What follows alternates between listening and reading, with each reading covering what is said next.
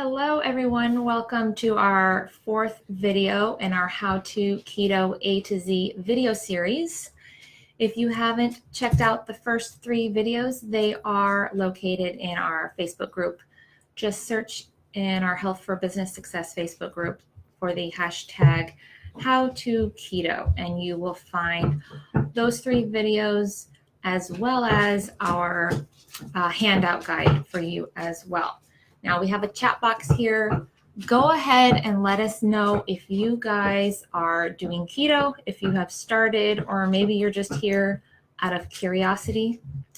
And while you guys type those in, let me introduce myself. I'm Lacey Maloney, and I'm a health coach, and I am a fourth-time ketoer. So this is my fourth time doing it. First few times, it takes some getting used to. The first time I did it, I probably didn't stick with it long enough, but then the second time I really enjoyed it. And now I've gotten my husband here, Ron Maloney, which you guys probably know from the Appraiser Advocate. Hey guys. And Ron, why don't you go ahead and tell us about yourself? So this is my second time doing keto.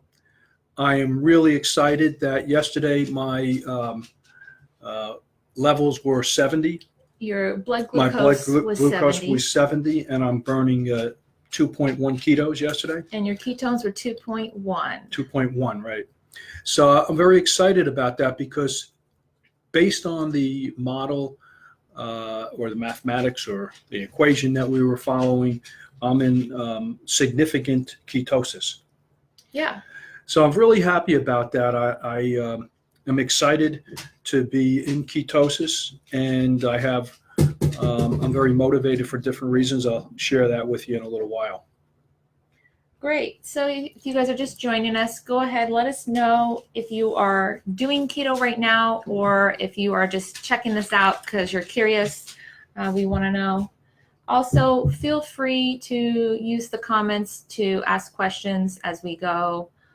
We want to be able to answer them in this video as well for you guys. All right, so. Want to discuss your background a little bit?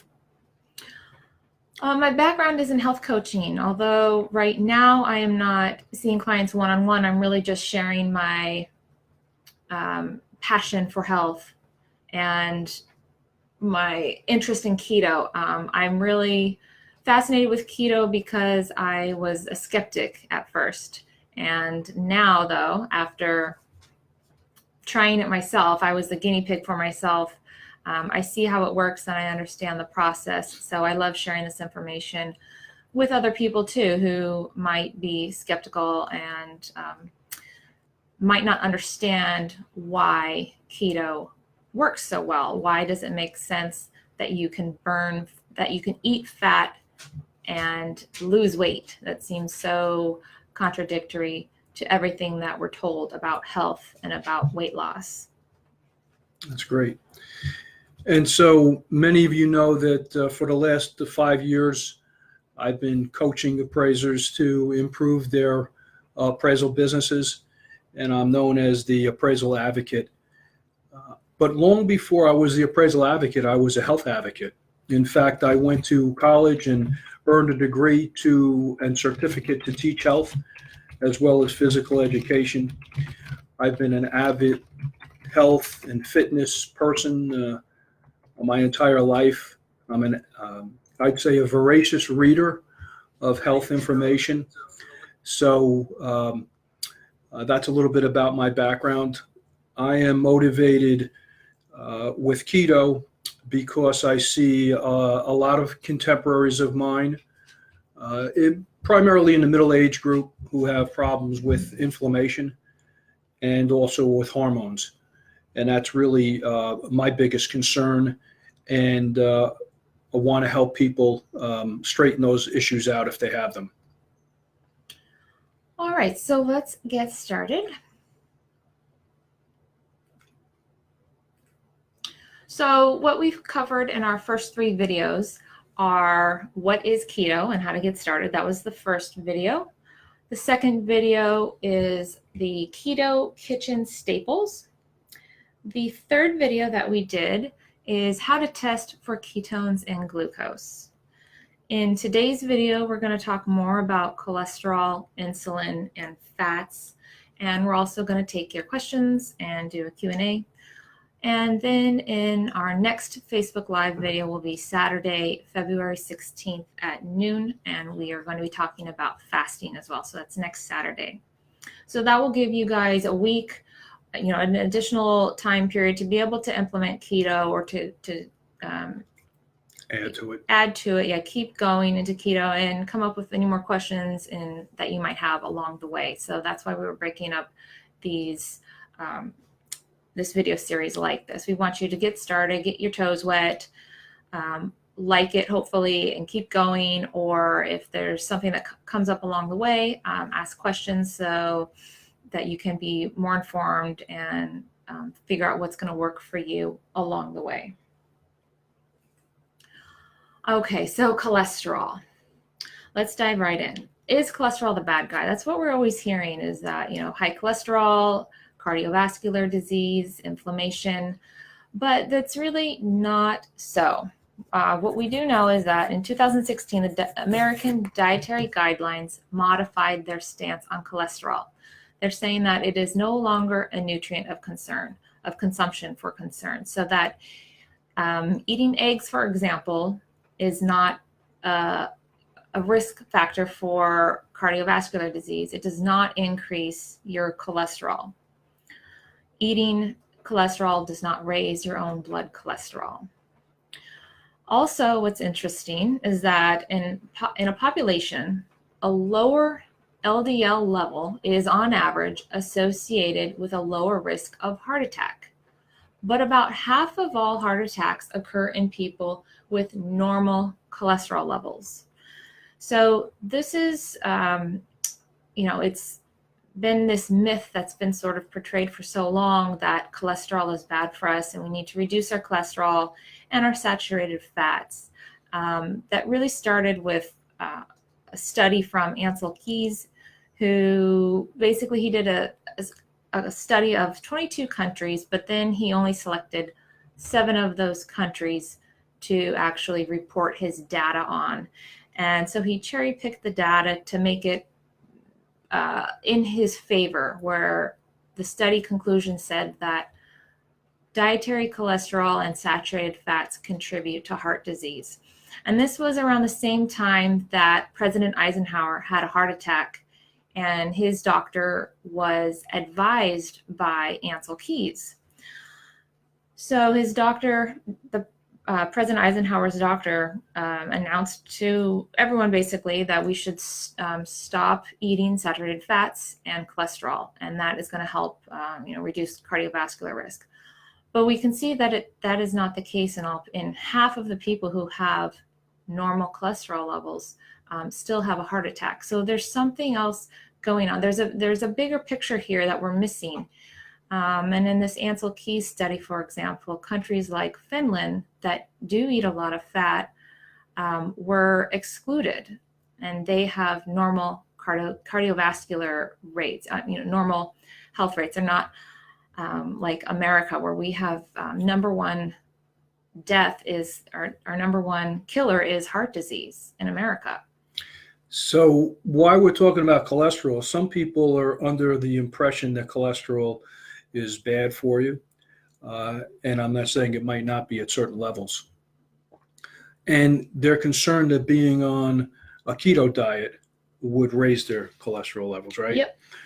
So we want to, talk about that some and educate ourselves to it. Now, I've done a lot of reading about cholesterol, and most of the reading I do is from doctors that don't prescribe drugs. They would be MDs or NDs who don't prescribe drugs. They prescribe diet, good diet, and exercise, right? Mm-hmm. And these people all say that the cholesterol is not the bad guy. In fact, they're advocates of having healthy cholesterol levels, and levels that are low cause a lot of problems. Yes. They cause problems with hormones in women and men. And in particular for men, they cause problems with testosterone. And you really, as a man, have to have healthy testosterone levels for many reasons. But I was surprised when I found out that testosterone also is needed for healthy cardiovascular health. Yeah, it's a protector of cardiovascular function. It's a protector, yeah. Protector of the heart. And I have a number of friends that have had cholesterol issues, low cholesterol. And one of them, his cholesterol was 130 after being on Lipitor for a couple of years. And at first he was so happy about that. But I can tell you he ran into numerous problems and has significant cardiovascular disease. Another friend of mine just didn't produce enough cholesterol on his own. It's just his makeup. He doesn't produce high enough levels. And so none of the traditional doctors he went to picked this up, that it was an issue. And I remember speaking to him one day and I said, you know, you ought to have your testosterone tested, because he was complaining of numerous ailments and depression as well, physical and mental ailments. And he went to a doctor and got his testosterone level tested, and it was minuscule. So we need healthy cholesterol to produce numerous hormones, including testosterone. Yes, cholesterol helps shuttle your hormones throughout your body. So the lower your amounts of cholesterol, the lower amounts of the hormones that are going to be able to be circulating through your body. You made a point before about how our bodies produce cholesterol, and that we don't raise our cholesterol levels by eating cholesterol. We actually raise them by eating carbohydrates and sugars, correct? Well, we raise inflammatory markers, and triglycerides being one of those inflammatory markers, through sugars and carbohydrates, yes. Right. And you can raise your overall cholesterol by eating more saturated fats. That is shown. However, what the real question is whether or not that is a risk factor for cardiovascular disease. As we'll get into, you'll see, is it cholesterol that you need to be concerned with, or is it those inflammatory markers that are the real causes of heart disease? There's a lot of information, I think, that we're going to find out more about cholesterol in the upcoming years. There's just not enough data with people doing keto right now that have been in actual scientific studies to actually report on this information. But if you go to any keto Facebook group, I'm involved with many, because I'm just interested in seeing what people are doing, what people are saying about it. And continually, you will see people whose cholesterol levels do go down. They can decrease on keto, and their inflammatory markers go down. So it's not just weight loss. It's not just that they feel good. Their blood levels improve as well. And they can go up for some people. And there's ways to combat. There's a way, it depends if you're concerned with it. You can add in fiber, for example, and make sure that you're getting enough fiber, because that will help remove cholesterol from your blood, remove excess cholesterol from your blood. So that's one way. But the overall picture that I want you to be thinking about is, do you really need to be concerned with cholesterol and with eating fats, or is it really the inflammation that we're trying to get at here? That's the root of health problems. Okay, so insulin. This is a hormone. If you're diabetic, you're probably very familiar with this. And if you're not a diabetic, you need to understand insulin. Insulin and glucose are very important for anyone's health, not just a diabetic. So it's a hormone that's secreted by the pancreas when glucose is detected. So let's say you eat a piece of pizza, okay, those carbohydrates that are in that pizza crust, they're going to break down into glucose. The same thing would happen if you ate a sweet potato or rice, right? Those carbohydrates, those grains, an apple even, okay? It all gets broken down, and it's very simplest form, which is glucose. That's how your body can use energy from those foods. Okay, it has to get broken down. But it also needs insulin. Glucose needs insulin in order to be shuffled away, basically, because glucose that is not immediately used for energy, it gets shuttled from the blood into your muscles and your liver, and it gets stored as glycogen because you can't have excess glucose floating around in your blood. It's inflammatory. Now, this is why exercise is so important. So when you're exercising, you're actually getting rid of those excess stores of glycogen. We don't want them there forever. We want them, you want some stored energy to save up for later, and you want to be able to use that energy and then replenish it when you eat again. But you can only store so much before it gets converted to triglycerides. Then after that, it gets converted to fat. So triglycerides raise after you have a meal, and that's normal. That's also a form of energy. It's energy basically floating around your body. That's why your triglyceride levels should be tested when you're fasting, so that they can show a more accurate picture. Now, you would also use up your triglycerides, be able to use those as energy in a normal, healthy situation. But if you're continuously having high levels of glucose and having high levels of insulin, your sugar is your glycogen is going to stay in your muscles, it's going to stay in your cells, and it's not going to be able to get used. So you just get higher and higher levels over time. But you're still hungry. A lot of people who are overweight or trying to lose weight might feel that even though they've reduced their food intake, they're not losing weight and they're still hungry because their cells are starving. They're starting to become dysfunctional. Does that make sense?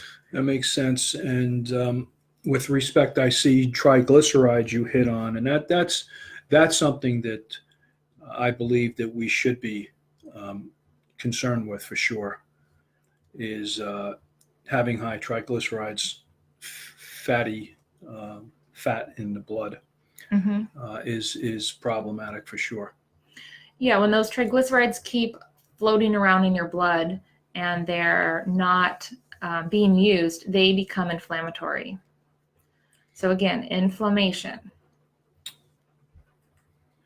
Okay, so as I just touched on, there's many sources of glucose, and these all require insulin. So even though we think of honey as like a healthy sugar, there's also table sugar, the bad guys. We also have sweet potatoes and fruits that seem healthy, breads or other starches like rice, popcorn, pasta. These are all just forms of glucose. They all need insulin, and the amounts of insulin that are required do depend on the health of your pancreas. It depends on the rate of absorption of these foods. That's why you hear that you should eat complex carbohydrates, right? Like more like the sweet potatoes, the fruits and vegetables that have fiber added to them, that digest more slowly.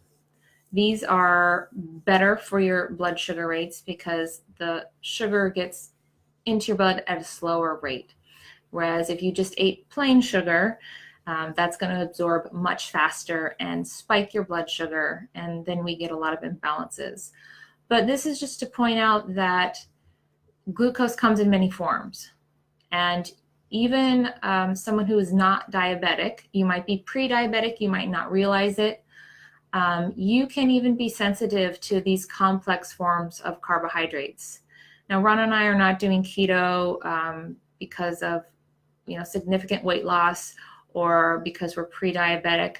We're really doing it more out of interest and of other health reasons. It's good to be able to have this flexibility in your body to burn fat in this manner.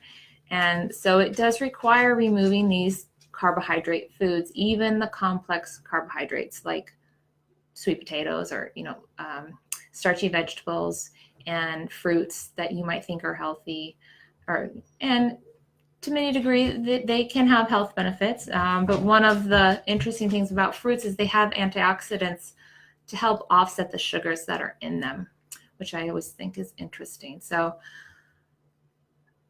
take into account all of the foods, and if you want to do your own blood glucose testing as a start, just test and see how is your body reacting to foods after you eat, 2 hours after you eat a meal, 2 hours after you eat an apple. What are your blood sugar levels like? I think that's a good point, because you don't want to take it just after you've fasted, because your number will be much lower. You really want to take it when you get serious about it throughout the day, because that will really give you an indication, the best indication of where you're at in terms of your glucose levels, which is extremely important. Like Lacey said, we're not really doing this. Neither one of us are really overweight. So we're not doing it like many people who do keto to lose weight. We are doing it basically to improve metabolic function. For myself, that would include lowering my inflammation in my body. I've had some high inflammation at times, which could be attributed to poor diet, a lack of exercise, even stress. And so, I've made changes in my lifestyle to combat those things. I feel my inflammation. I can actually feel when my body's inflamed, so to speak. I can feel the inflammation in body parts, in my elbows and my knees. I can see it in my face sometimes. So I've done different things to combat that, including exercising more. But keto will bring that inflammation down. That's really what I'm looking forward mostly. And so over the next, 3 months, we'll do keto, and I'll be looking forward at that point in time to go back and get my blood work done, see where we're at that point. I'm sure it's going to be very improved. Yes. So again, these foods, they're not keto foods. These are the foods that you would avoid on keto, because you don't want to have high levels of glucose. That defeats the purpose. That was our dog in the background, by the way. That wasn't me. Yeah. No, we didn't let out gas. That was a moan. He's a little grumpy that we didn't bring him for a long enough walk. He's been on keto for a long time, and sometimes he gets a little carbohydrate cravings. Oh, no, he doesn't. Okay. So anyways, there's many sources of glucose. So this is why we're cutting down all of these when we're doing a ketogenic diet. You don't want to have high levels of insulin. That actually turns off your ketone production. So you don't have high insulin and high ketones at the same time. The insulin will actually shut off your ketone production and your ability to burn ketones for fuel. So this is why we remove all of these. And also, even if you're not doing keto, you should be aware that these can contribute to blood sugar and potentially higher levels of blood sugar than are healthy. And really the only way to tell is if you are actually testing your blood glucose levels after a meal. That shows how that meal affected you. About 2 hours after a meal, you can test and make sure that it's at least below 120. So for an example of eating too much food that would be converted to sugar, you would be better off having a sweet potato than a candy bar, because a sweet potato contains many more nutrients, and a candy bar is just empty calories with no nutrients. But both can have the same effect if you eat too much, if you eat even too much good sugar in the form of syrup, sweet potatoes, fruit. They could still have the same effect on your blood sugar and your ability to metabolize fats. Mm-hmm. Okay, so insulin resistance. So I touched on this before, but insulin resistance is when your cells, they're full of energy. They're full of all of that glucose that had to be shuttled into the cells. You hear this term a lot, insulin resistance, but I think a lot of people don't really understand what it is. So this can happen again to anyone. You don't have to be a diabetic to have this happen. It's also called metabolic resistance. So your cells are full. They can no longer accept more glucose. So glucose remains high in the blood. And then your insulin output starts to reduce, because basically your pancreas has already said, hey, I've just, given out all of this insulin. It's not going anywhere, and it just shuts down. It just starts to slow down production. So this can be pre-diabetes, also diabetes. This is what happens. Your cells say, okay, no more. I can't fit any more glucose into here. You can, start doing exercises and things. That's why exercise is is so important, is because you're actually burning that stored energy in your cells. And diabetics, they're 2 to 4 times more likely to die from heart disease. This is according to the American Heart Association. But as I want to underline again, this is not just a concern for diabetics. A lot of people are pre-diabetic and they might not even realize it, or they're already experiencing these symptoms and they're not fully aware of it. You can have a normal fasting blood glucose, for example, when you go to your yearly physical, but that just shows you, one number on one day that is only really, you can really tie it into the meals that you ate from the day prior. Doesn't give you a full picture. No, that can be very misleading. Yes. Very, very misleading. And that's what happens when you go in to get your blood work done. They ask you to fast, right? Because they know that if you eat a whole lot of food, it will also affect the reading. Well, and it depends on what you ate, and then you have to factor in that. So they do, of course, you do go in and do a fasting glucose, but that doesn't really tell you the whole picture. And another thing is, then those ranges of fasting glucoses, it goes up to 99. So if you're below 99, you're normal. If you're above 99, you're considered pre-diabetic. And then if you're above, I think it's 120, then they consider that you have diabetes.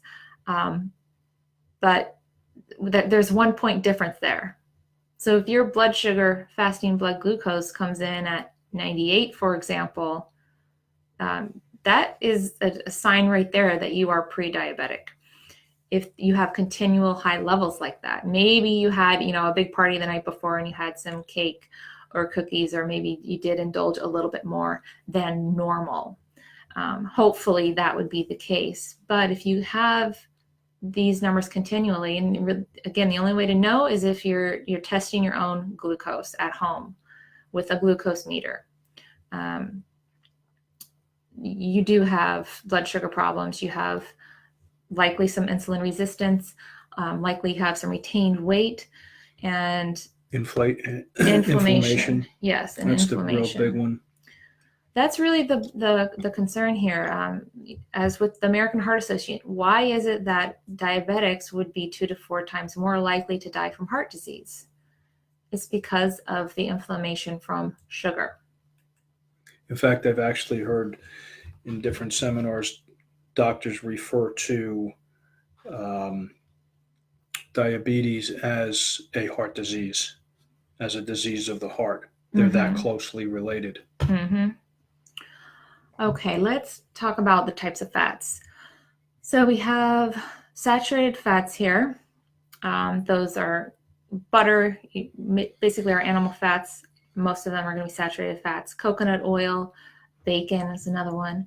Our monounsaturated fats, those are our avocados, our olive oil, our nuts. Then you also have the polyunsaturated fats, so salmon, hemp seeds, flax seeds, soy, and corn. Now you can see I crossed out oil here. Soybeans and corn do have polyunsaturated fats, but when they're in their oil form, they've been highly processed. They are usually at that point that it's in the bottle on the shelf, it's actually rancid, and they have added chemicals to it to help strip that nasty rancid smell from it. It's no longer a healthy oil. And of course, if you think about these foods on their own, eating a corn cob, for example, doesn't seem like it has a lot of fat in it, right? It really doesn't. It's a very small amount. Same with soybeans. There's a very small amount. So they have to use so much of these products in order to extract oil from them. In their whole form, they're going to be fine, but in their oil form, I would not recommend eating them. Same with vegetable oil. If you see the term vegetable oil, it's usually just a blend of some of these, and it's also not healthy. Sounds healthier though. It does sound. I wonder if that was why they made that name. Exactly. And we used to think it was healthy. Then we have the trans fats and the partially hydrogenated oil. These are fats that you definitely want to avoid. These are unhealthy and inflammatory. Again, these are trans fats are inflammatory. So is the soybean and the corn oil, soybean oil and corn oil.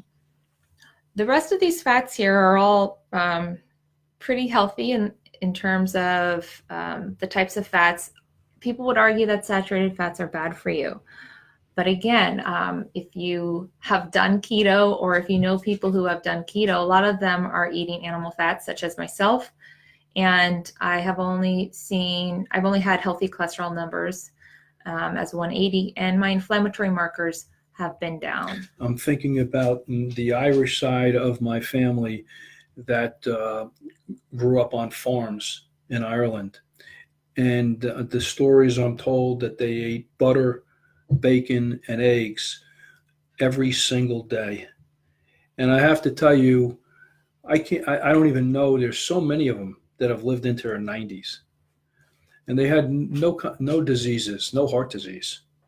But then the generation after that moved to the States, many of them have heart disease. Mm-hmm. And they eat all of the wrong fats, as we know what the wrong fats are now, right? It's interesting. So I'm going to look at some of these questions here in the chat box. Let's see here. Matt Maddox just commented that there's a new documentary on Netflix. Why are we getting so fat? Interesting. We will have to check that out, Matt. Thank you for sharing. Steve said, I watched video 3, but please repeat what blood glucose level indicates ketosis or fat adapted. So your glucose levels basically want to be as low as possible. Whether you are in ketosis and fat adapted or not, you're going to want to use that glucose ketone index to figure that out. So just take your glucose number and divide it by 18. And then you're going to divide that total by your number of ketones. That's going to give you your glucose ketone index. And then you're going to compare that to the chart there. And that's actually most important. Yes. That ratio between your glucose and your ketone levels is going to tell you how into nutritional ketosis you are. So Matt commented here, in 2015, 365 pounds, triple bypass, high blood pressure, type 2, high cholesterol numbers. Now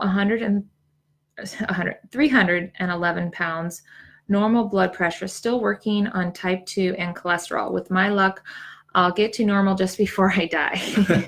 No, you won't, Matt. Are you doing keto, Matt? I'm just curious. What's helped you to reduce your weight, or are you looking to do keto now as a way to further continue on your journey? And again, is it cholesterol or is it the inflammation that you really want to be concerned about?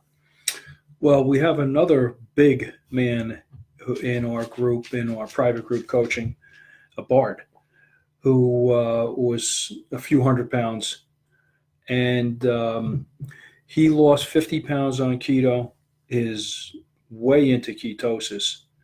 I don't know what his blood pressure is. I'm not sure. I'm not sure about other markers, but he's lost a lot of weight. He feels tremendous, and he's heavily into ketosis. I would only imagine that all his other blood markers and blood pressure has likely improved. Steve says, in this example, shouldn't the insulin output increase to move more glucose out of the blood? Well, what's happening is if you're becoming insulin resistant, your stores, the stores of glycogen that are in your muscles and in your liver, they can't store anymore. Now, your cells are going to be using as much glucose that's floating around your blood as possible. But once it doesn't need anymore, Pushes it out. Once your cells don't need any more glucose, right? They've already used up what they need. Then they rely on your glycogen. But if you're not burning, if you're very sedentary, if you're not getting up and exercising once a day, if you're not walking once a day, if you're not moving, yeah, just simply moving and simply exercising, you can get those stores to hang on even longer. If you're chronically eating a diet that is high in sugar, your body can only store so much. And then insulin says, okay, well, we've done our job. I can't put any more sugar into these cells because they're already filled. And then you just have insulin floating around. So your pancreas shuts off. It says, we have enough insulin. So I don't know what the problem is, right? So your pancreas slows its output of insulin as well. And then you have retained this higher level of sugar floating around in your blood. Does that make sense? Yeah, so once the muscles cannot use, the cells cannot use any more sugar, what happens is it pushes it out or away out of the muscle. I've heard. Once it doesn't need anymore, it can't accept anymore. It can't accept anymore. So it ends up in the bloodstream. So it just remains in your bloodstream. Which then the pancreas picks up and says, what? We don't need to produce any more insulin. Right. Right. You still have insulin floating around because your insulin receptors on your cells have deadened. Yeah. And so your insulin, or your pancreas, still notices the amount of insulin that's floating around and not getting used up. So it says, oh, well, we must not need to produce anymore because we still have enough in the blood. Right. Yet you have plenty in the blood and you also have plenty of glucose in your blood. That's that insulin resistance. Your body isn't responding anymore. And that's a very inflammatory state. Let's see if we have any more questions. Let's see. Matt just commented that soybean isn't that good for men. Yes, soy in the whole form can be fine. It's and fermented soy can be fine. But I agree with you, Matt, that it also can be a phytoestrogen, and especially in its processed form. So men and women do want to be careful that you don't eat too much soy. We don't really eat any soy. Let's see. Matt said he has been doing keto since December. Okay, Matt, awesome. Getting rid of weight is main concern. I think as weight loss increases, numbers will get better. Yeah, definitely. Yeah, I believe so. Yeah, okay. Keep asking questions. All right, let's go on. So the top 6 contributors to heart disease. It's smoking is number 1. High LDL or bad cholesterol, and low HDL or good cholesterol. So this isn't saying high cholesterol overall. It's saying if your ratios are out of balance, that is going to be your contributor, a big contributor to heart disease. Uncontrolled hypertension, so high blood pressure, physical inactivity, obesity, uncontrolled diabetes, and uncontrolled stress and anger. So what do all of these have in common? They're all inflammatory. So we want to be thinking about how can we reduce inflammation, and are we eating a diet that is anti-inflammatory? I got this information from WebMD. The link is right down here, by the way. And I can include all of these links in a comment afterwards in the Facebook Live post. So here's even more information. We want you guys to do your own research, and I will include all of these links afterwards because obviously you can't click on them on the computer screen. But there are multiple studies that show that cholesterol and saturated fat, for example, are not the enemy. The title of that top one that the sugar industry is to blame for fat and blames fat for heart disease. That is an interesting article. The sugar conspiracy, the positive effects of low carbohydrate diets on cardiovascular risk factors. There is 2 good articles at the bottom. These are not scientific articles, but they're really well written. And so I included them in here because sometimes those sciencey ones can just sound like mumbo jumbo. So these are in very plain English. And again, I'm going to include these links afterwards. What I find interesting is that we've been told over the years, not so much so recently, but recently too, about the benefits of the low-fat diet. Yes. And yet, our brain is about 80% made up of fat, so it needs fat in order to perform and remain healthy. And I remember I was sitting there one day, and I know several families that have now Alzheimer's in their family. A loved one has Alzheimer's. And I'm wondering, because they grew up in this era of low-fat diet, how much a low-fat diet has actually contributed to Alzheimer's disease in this country. Mm-hmm. And also sugar is also being linked to Alzheimer's disease. Mm-hmm. And if you're eating a low-fat diet, you're usually eating more carbohydrates. Yeah, well, that's the diet. Low fat, high carbs. Yeah.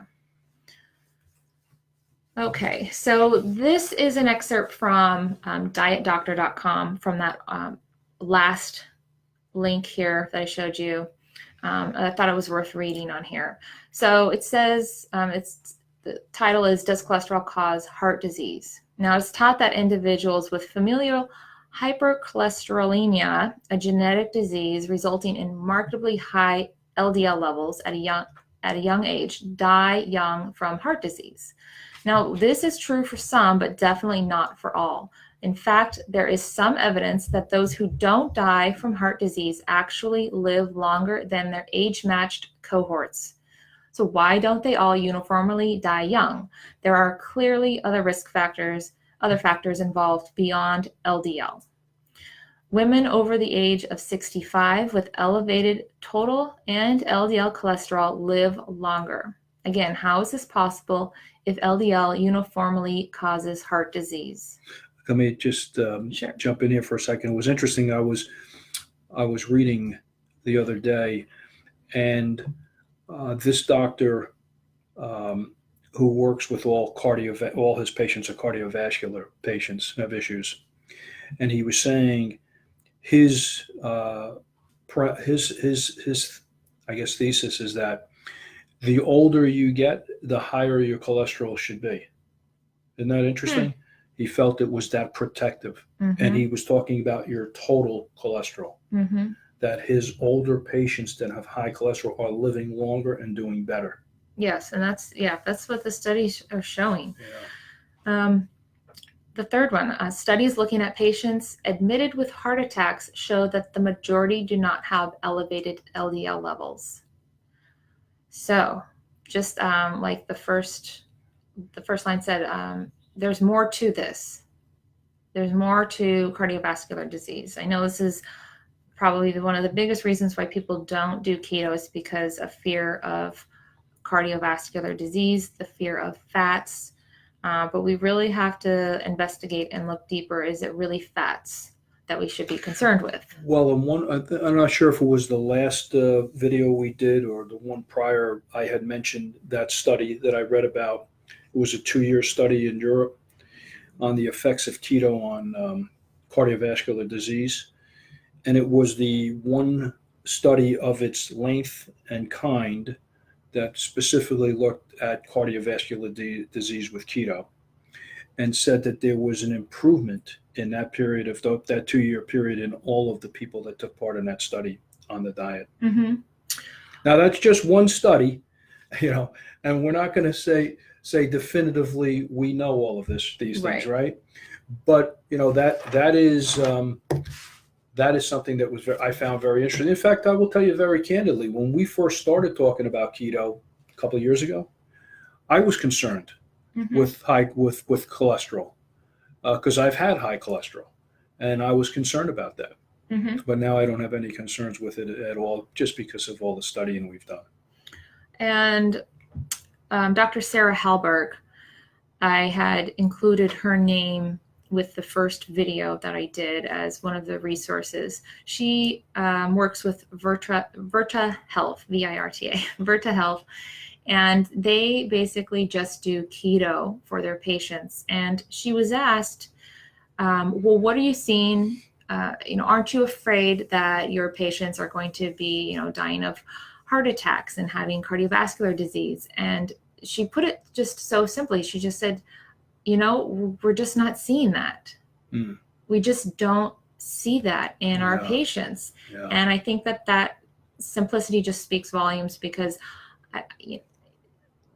people are not testing ketogenic diets in the lab. They're not doing these studies as we would like to have the same studies done that are repeated for other diets. They're not doing them, at least not that have been published yet.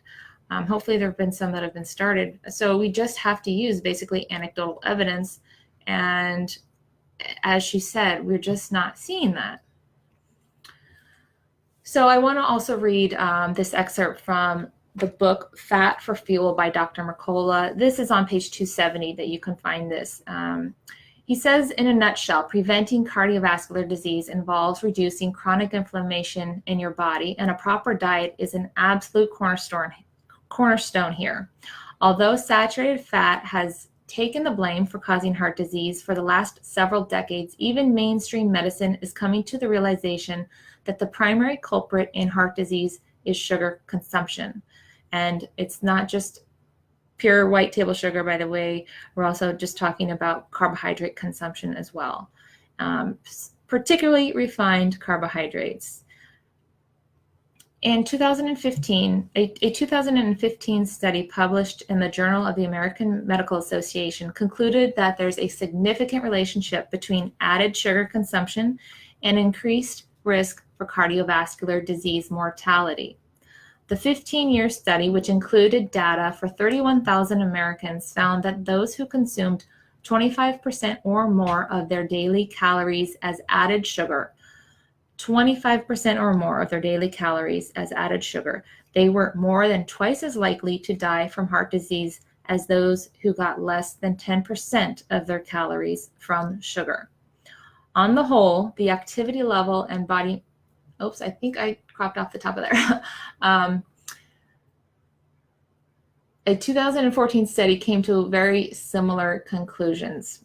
Here, those who consumed the most sugar, about 25% of their daily calories, were twice as likely to die from heart disease as those who limited their sugar intake to 7% of their total calories. I think what that would refer to, the activity level and body mass index, would be two big indicators of cardiovascular risk.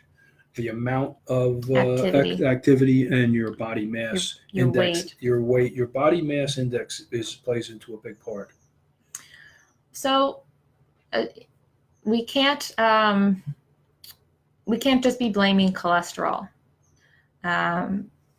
You have to look at inflammation. One of our biggest inflammatories is sugar in our diet that we can control. We can control that just by simply reducing our amount of sugar that we add to our foods, reducing the sweets that we eat, and reducing our refined carbohydrates. What's interesting is, though, how much sugar is hidden in foods, right? Mm-hmm. And, just for an example, ketchup.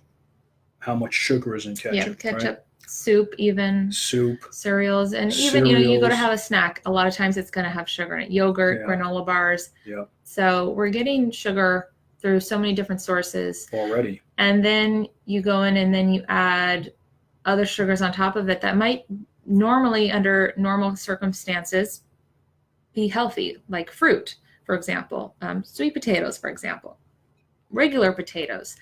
In a normal situation, your body should be able to handle that. But if you're overloaded already with sugar, your body can't handle it. Sugar. It's so impactful on our health. I mean, just through and through. We Hmm. even talked about how I know friends of mine who have lost teeth because of high sugar. Yeah. I would think it's because of that. Okay. Yes. I have friends of mine, my age, typical, a normal aging process, so to speak, who have very saggy skin.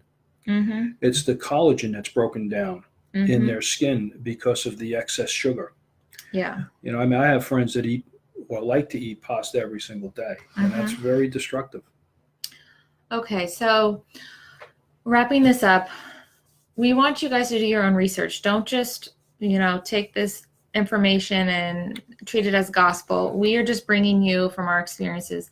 Do your own research. For every one of these studies or links that I have here, you are going to find another one that debunks it. So do your own research and come up with um, your own Conclusions, conclusion. Yes, what makes sense for and you. you have to test.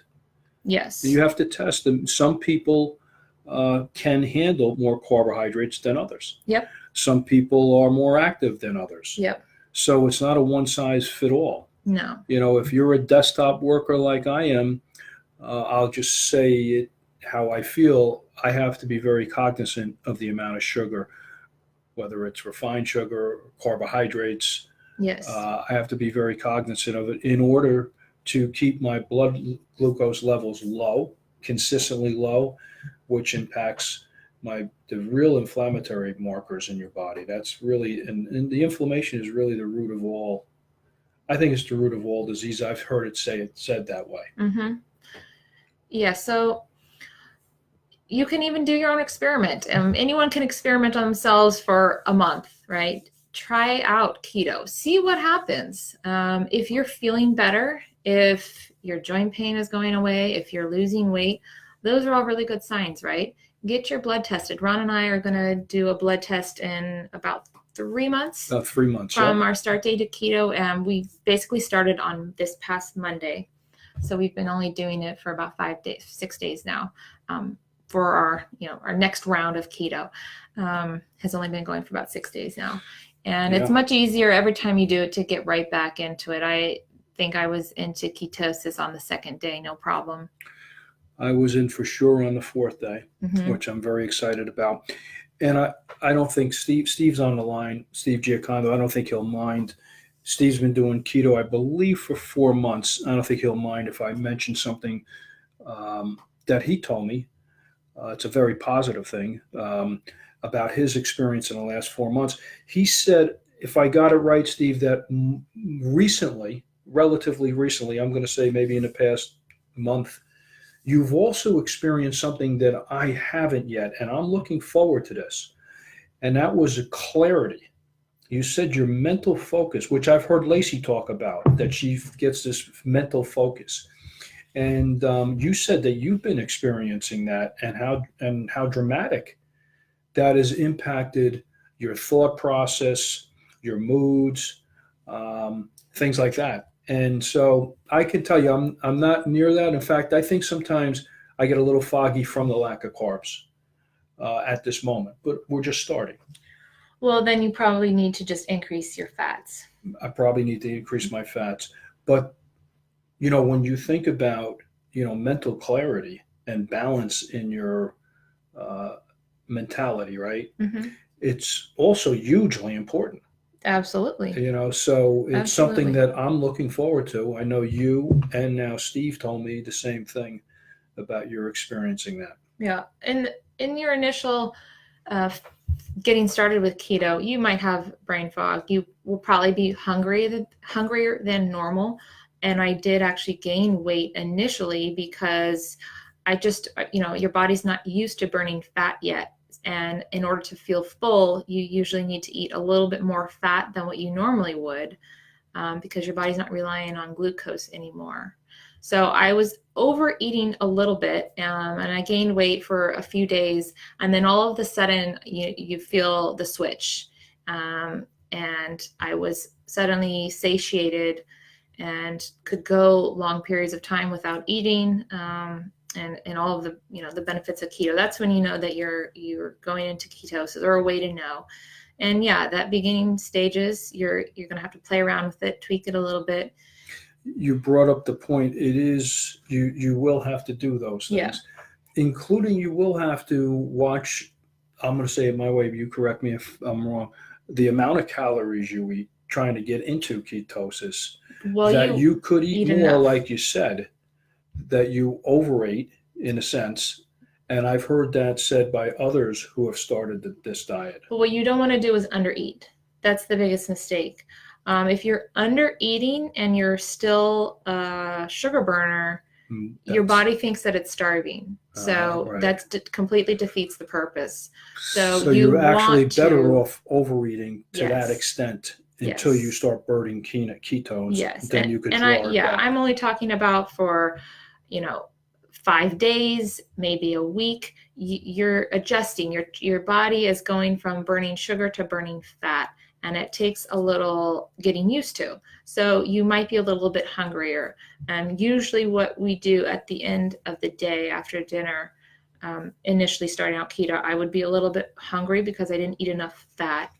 And so I would just eat a little bit more fat then, and that would really satiate me. So make some fat bombs. There's lots of good recipes. Look at those links that are in the handout guide. Let me go to some of these questions here in the chat box. Janet says, losing weight is harder than quitting smoking. Oh boy, Janet. I'm guessing that you're trying both. Quitting smoking, that's a tough one. So if you haven't tried keto, try it. Let me know. Are you curious about keto, Janet? Or have you tried it yet? I want to know. Matt says, doctors need to get better educated. Yes, they do. And again, I did post links so that you can find a keto doctor if that's something that you're interested in. Of course, there's not going to be too many out there, but there's some resources out there, and you can help find a ketogenic doctor. Look at the handout guide, the 4-page handout guide. I find that comment from Matt so interesting, though, because I've had this discussion with so many people about the lack of education that doctors actually have in nutrition. Yeah. And that as a health and phys ed major in college, I had so much more of a background in nutrition, and I still had to take anatomy, biology, chemistry. In fact, in my classes, I sat with all the pre-med students. They were all those were all basic classes we all had to take. But as a health teacher, I had to learn much more about nutrition. Doctors learned very, very little. They're required, I think. I just saw an article the other day, I think it was 8 hours. One doctor said he was required to graduate from med school with only 8 hours of training in nutrition. Yeah. Dr. Ken Berry, he's another pro keto doctor. I would recommend watching some of his videos that he has.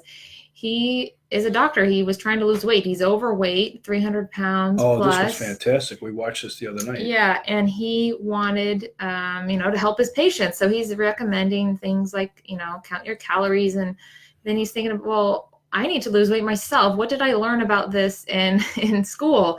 And he goes back to his materials and he realizes he didn't learn it in school. Right. And all they really told him was to jog and eat low fat. Don't eat fat and eat 6 servings of carbohydrates a day. Yeah, and he's like, so I did it. Low fat, high carbs. It didn't work. Jog. You got to jog a long time on a low fat, high carbohydrate diet. He thought his patients were just not listening and taking the advice. So he did his, practice what he preached, and he ended up realizing that, that doesn't work. And that's when he went, did more research and found the ketogenic diet. So there's plenty of stories out there like that. Do your own research. Some other comments here. Matt says, my endocrinologist says to be careful with keto because of high cholesterol. So that can mean a lot of things. Be careful with keto because of high cholesterol. What is your cholesterol now? What are your inflammatory markers now? And is cholesterol something that you think that you need to be concerned about? I can't answer that. Those are all good. That's a good answer because, you have to know more about the person, right? Yeah.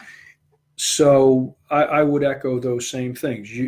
All of your health you should be concerned with. You should be concerned or looking at your cholesterol, particularly the balance Yes. of it is most important, Yeah. right?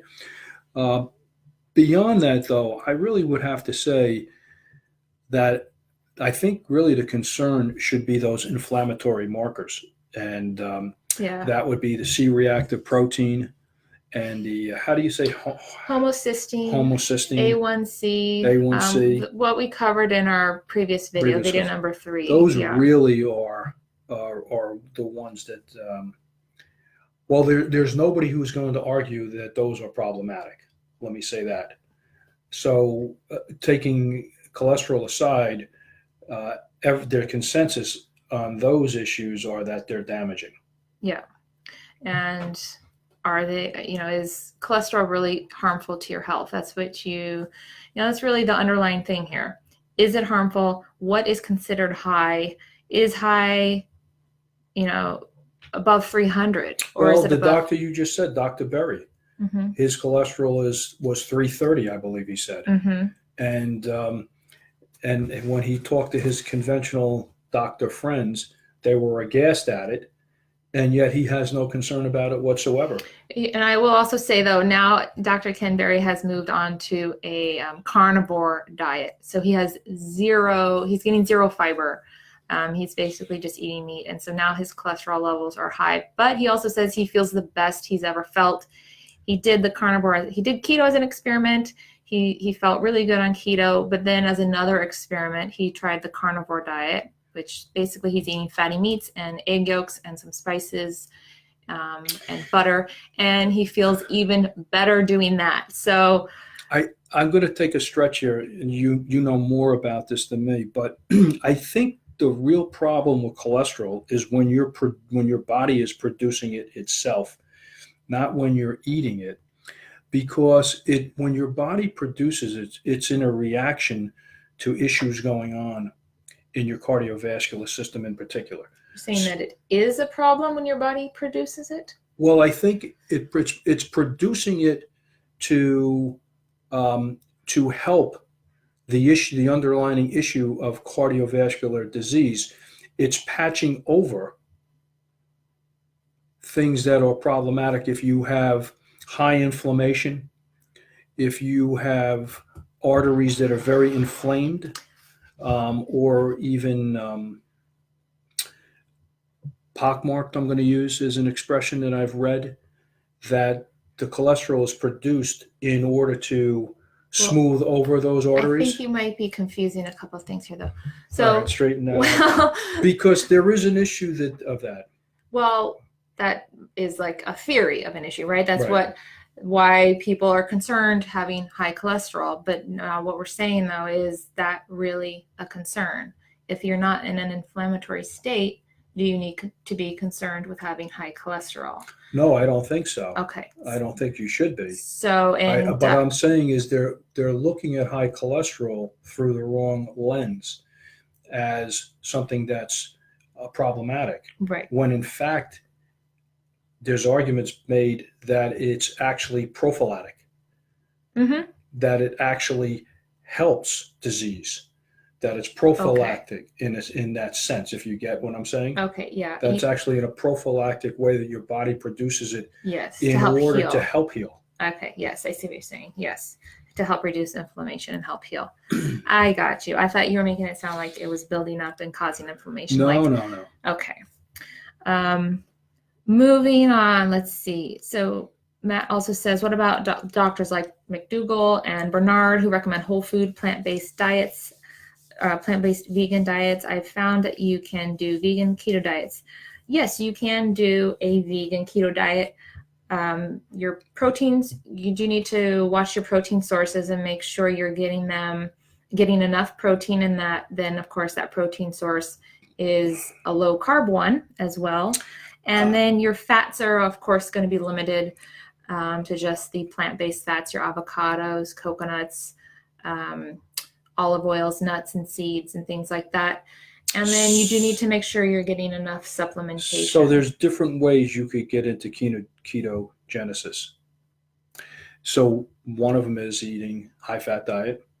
High fat, low carb, moderate protein. And with McDougall, he just simply tells you, as well as I know it, it's just plant-based, low sugar, low carbs. Okay. So what he is against, Matt, if I got this right, is he doesn't like the consumption of meats. Okay? And I have a friend that's been eating this way, John Delemy, for a number of years. And he swears by it, and he's a very healthy guy. So I don't think there's anything wrong with that at all. Maybe I might even try it sometime. But here's one of the things that has to be taken into account here.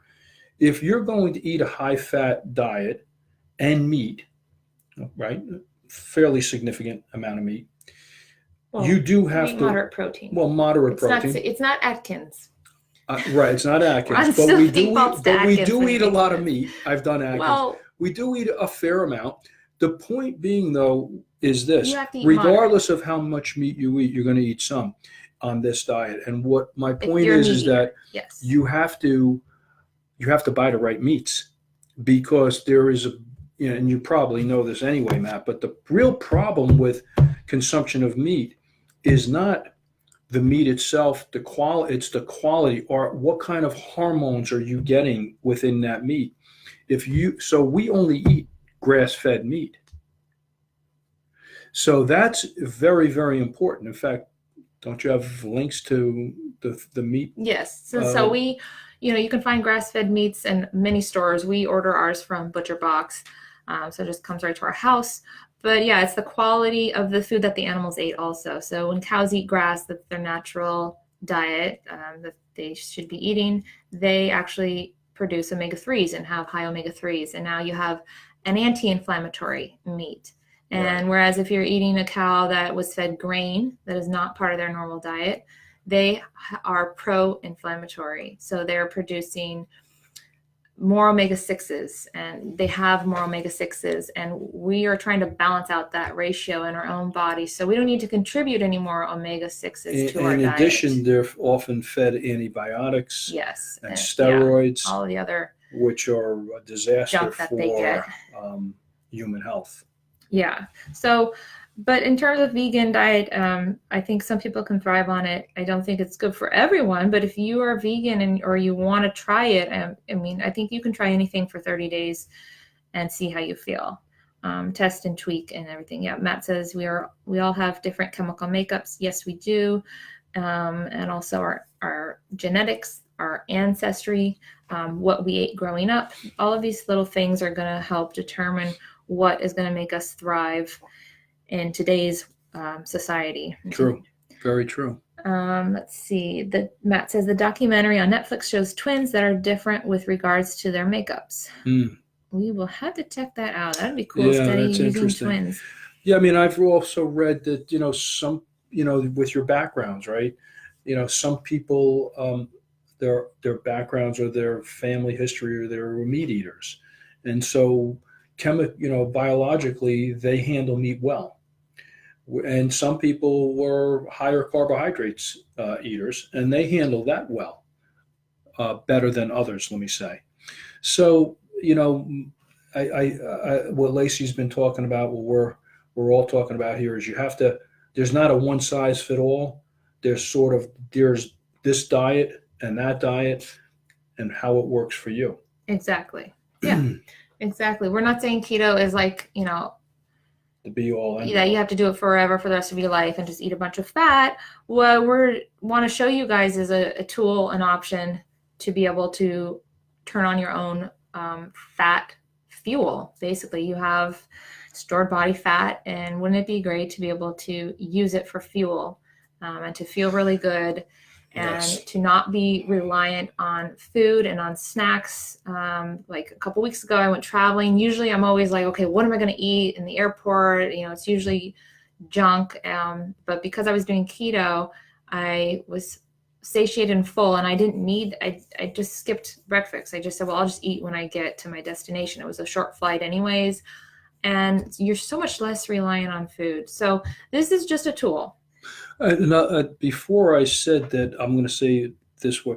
I'm not overweight, so going on this diet, I wasn't looking to lose weight, but I am looking to change my body composition. Yeah. By burning more fat and becoming leaner. Yeah. So I'll have less body fat and more lean muscle. Yeah. You burn that fat right off. Yeah. Janet says, vegan keto. I wonder if you can feel satisfied on that. Have to eat a lot of broccoli and zucchini. Yeah, doused with a lot of coconut oil and avocado. Matt says, I've also started adding MCT oil to my meals to improve my macro percentages. Great. Yeah. That's good. Medium chain triglyceride oils. It comes from coconuts. It's a very easy source of energy for your body. It doesn't need to be converted. It's the medium chains, particularly, that are great for energy. So you'll see that a lot on keto as well. Steve says, mental clarity, sharpness, and level emotion state after about 11 to 12 weeks for me. That's fantastic. Nice, Steve. Janet says, I quit smoking 28 years ago. It was hard. I have tried keto a couple of times and like it, but I just can't stay on it. So we're going to talk about the cycling and fasting in our next video, but yeah, you don't have to stay on it all the time. Steve says, I want to add to Janet on that. I actually think, Janet, because I look at it this way, maybe it's helpful to you. Might be helpful to you. I only look at this for myself as a 90-day sort of run that I'm going to be on this diet for the next 90 days. Now, I may be on it later on in the year again, but I'm going to cycle in and out of it, this diet, into a different form of eating.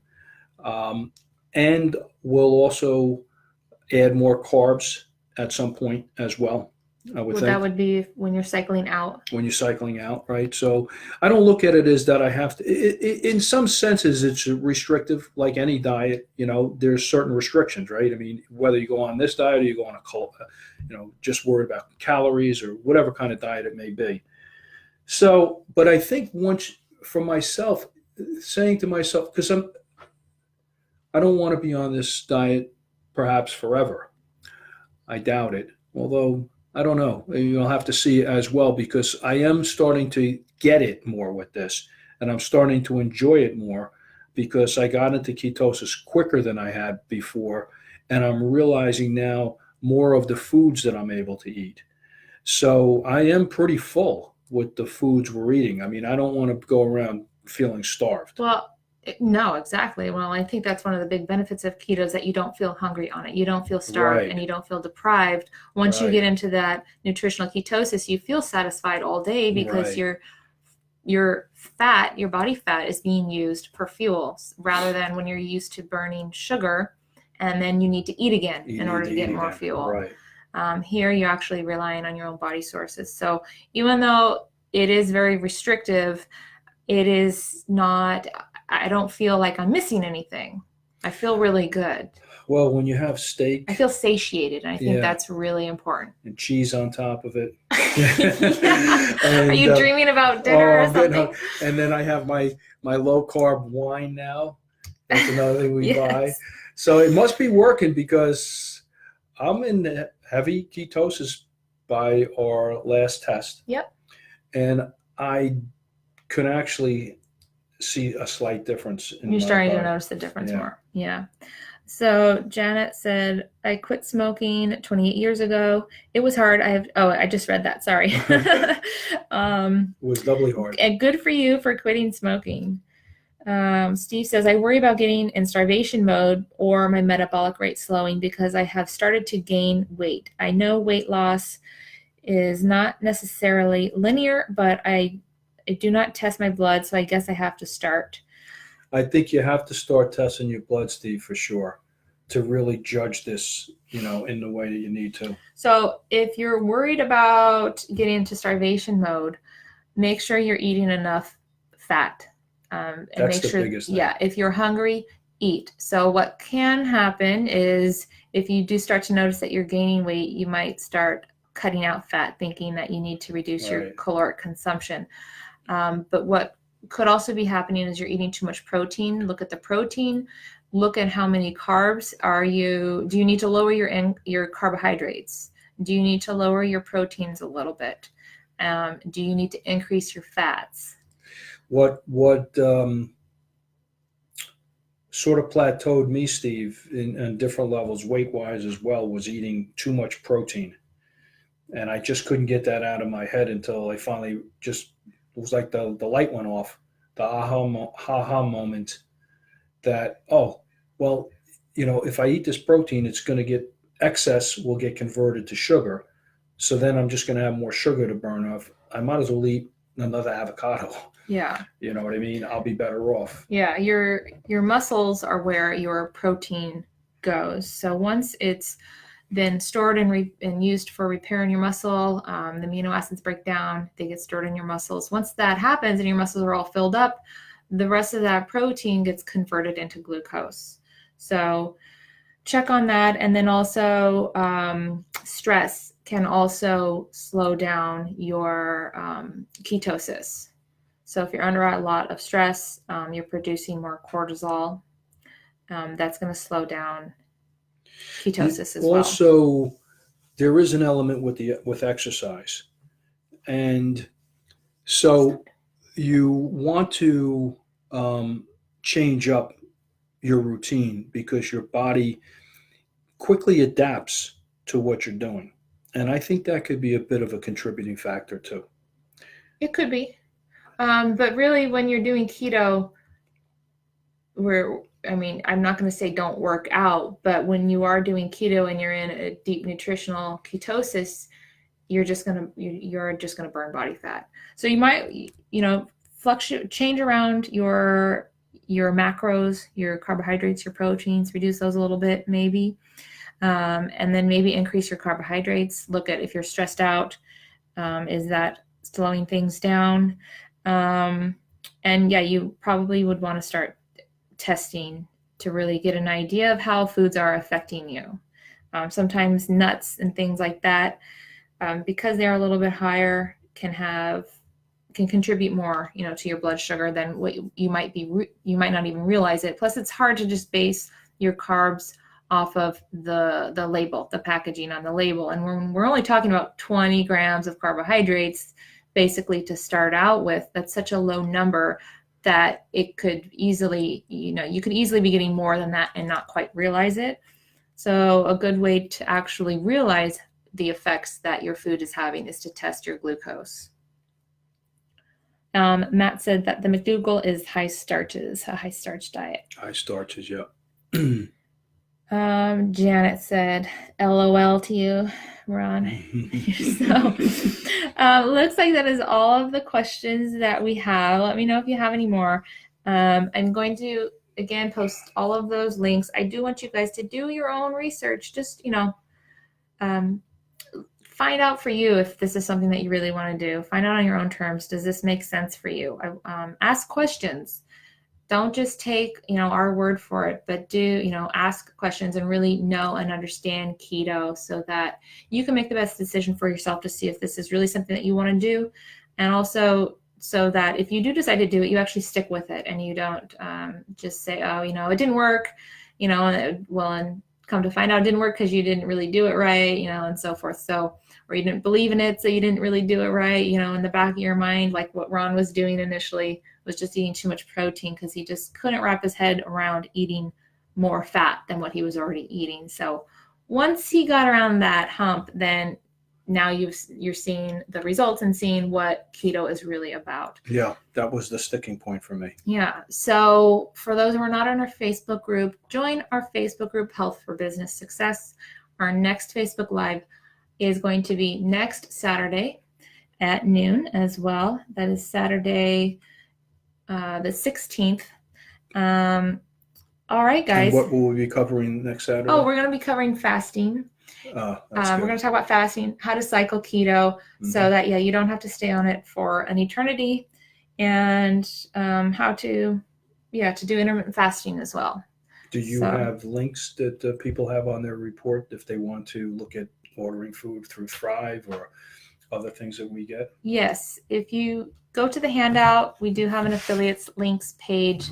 So if you're interested in ordering from Thrive Market, where we get our wine, for example, our low carb wine, that's delivered right to your door. If you're interested in trying out ButcherBox, some grass-fed organic meats, all pastured pork and organic poultry. So you can do that right from there. And I can't resist to saying this though. If I can do it, any one of you guys can do it. Think about it. I'm at such a disadvantage, right? I'm half Italian, half Irish. So my Italian side, I love to eat. yes, My Irish side, I love to drink. it's really rough. I mean, it's incredible what I have to go through. So if I could do it, you could do it. Steve said, by the way, I have heard other keto advice that carbs should be net, not gross, such as 25 net carbs per day. So great point. But you are going to have to decide what works for you. So I did talk about this in the first video that for myself, for example, I couldn't use net carbs. I tried, and net carbs basically it allows you to eat a little bit more carbohydrates because it's not counting in the fiber. Fiber sometimes can get converted into carbohydrates. We just don't know when that happens, and that can be misleading. You might see that a product that you're eating has 4 grams of carbohydrates and then 2 grams of fiber. So if you deduct that fiber and then it leaves you only 2 grams of carbohydrates, this is the theory of net carbs, right? So, oh yeah, it only counts for 2 grams of carbohydrates. Even though in total, because fiber is technically a carbohydrate as well, although it doesn't always get broken down and used as sugar, right? Because it is fiber. A lot of times it just stays. It's not used as sugar. It just stays, and it helps clean out your blood. For example, cleans out excess cholesterol and other debris, helps get your bowels moving. So it might not be absorbed, but it might be absorbed. We don't always know those numbers. And so for me, I had to base my carbohydrate consumption off of total carbs. So it was super strict, especially when an egg has like 1 gram of carb. These things add up. So I had to be really strict initially.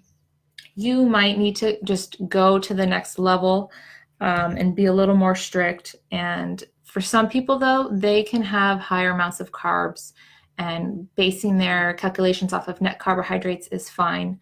Sugar alcohols is another one that people will, it's, because you can subtract the sugar alcohols from the carbohydrates, but that doesn't work for me and doesn't work for a lot of people either. It's I think mostly because it's that sweetness that you taste, and then it makes me crave more sugar. It usually kicks me out of ketosis if I have too much. So I'm really careful about not eating a lot of those sugar, alcohol, sweetened foods and stuff. Janet says, thank you. This was great. Thank you, Janet. Glad you could join us. Thanks, Janet. Steve says, if you go far over carb macros, do you stay away from meeting the fat macros?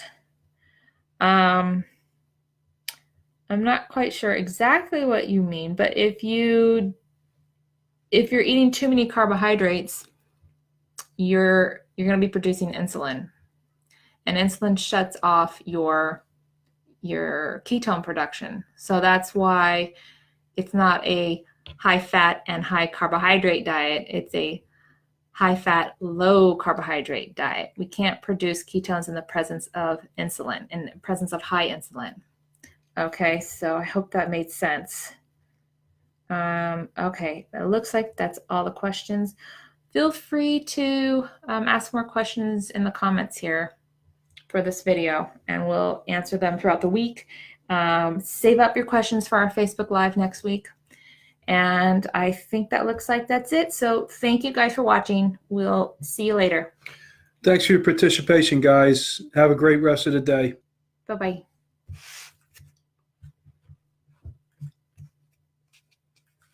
All right. That went pretty well, I thought.